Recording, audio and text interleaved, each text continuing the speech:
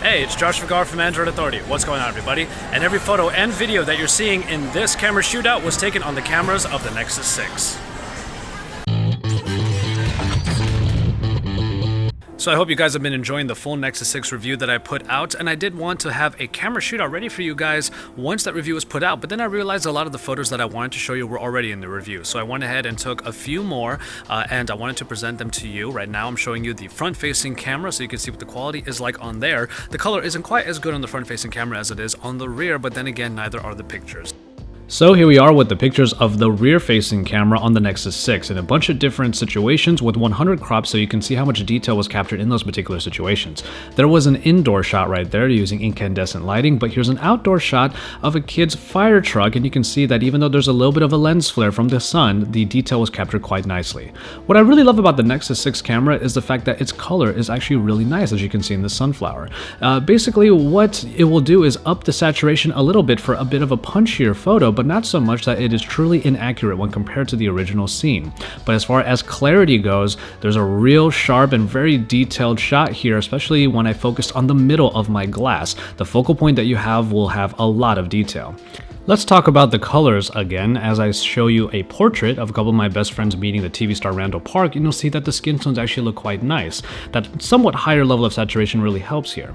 After that, this Tabasco bottle shows how the reds and greens look quite nice, and then to get a nice blue palette, I have the blue bomber right here. Not only is the blue shown quite well on here, but the lines that comprise all those pixels that comprise Mega Man are also rendered quite sharply. And then finally, with this soldier right outside that very store, you can see some of the detail that is found inside of his face.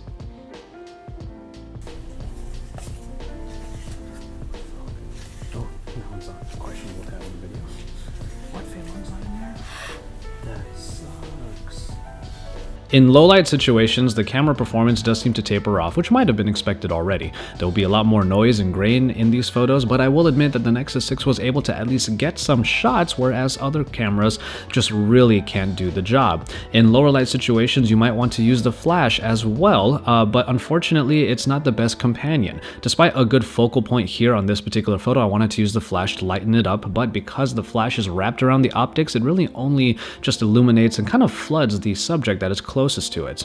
For example, here with my 3DS, I was able to use the flash, but it only really illuminated one part of the photo. Unfortunately, that's just the reality when it comes to this flash. As I show you a couple more examples of how the flash simply floods the subject that's closest to it, you might end up turning on HDR+ as a way of compensating for this. HDR+ will of course take a bunch of different exposures and put them together, which will probably yield you a better photo than the flash will be able to provide. HDR+ in low light situations is not necessarily the most ideal place to use that feature, but nonetheless, there are times when you might just have to, and luckily it does do the job a little bit more often than not. All of the videos taken with the rear-facing camera here are taken in 4K resolution, and while I'm usually very impressed with what I find from there, the controls unfortunately are a little finicky. You can see here that I lost focus on the flower that's there, and I struggled to really get it back. When you tap on the screen as videos are being taken, you end up just taking photos of what you're shooting, and that is a little bit cumbersome, at least for me. And as you're going to see at the end of this video in the outro, yes, unfortunately, the camera, when capturing video, can only get mono audio. HDR+ was already mentioned earlier as a way to improve the low light situations, but in the real world, it's honestly my favorite feature on this camera. And the reason why is because when you're trying to set the exposure for a particular photo, you could definitely tap on a lighter part to darken it down, but then the whole photo gets pretty dark. Or the other way around, if you want to lighten up a dark area, the whole picture starts to get too bright.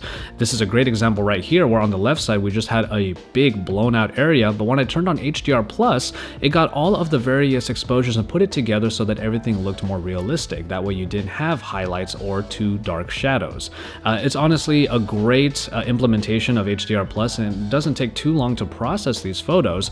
You just have to keep your hand still for a little while, and then you'll end up with a shot that is not only detailed, but has all of the coloration put properly because it takes all those different exposures.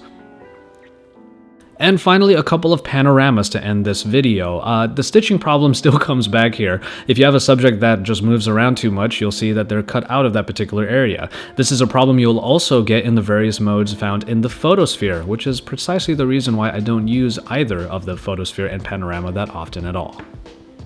As always, thank you guys very much for watching, and I hope you enjoyed this camera shootout with the Nexus 6. It's a very impressive camera, and I have to say that every time I take a photo, I actually really like what I see. The 4K video recording, as you have seen, and right now you're seeing in this outro, also does a pretty good job as well, having the saturation that the pictures have, and also getting a lot of good detail.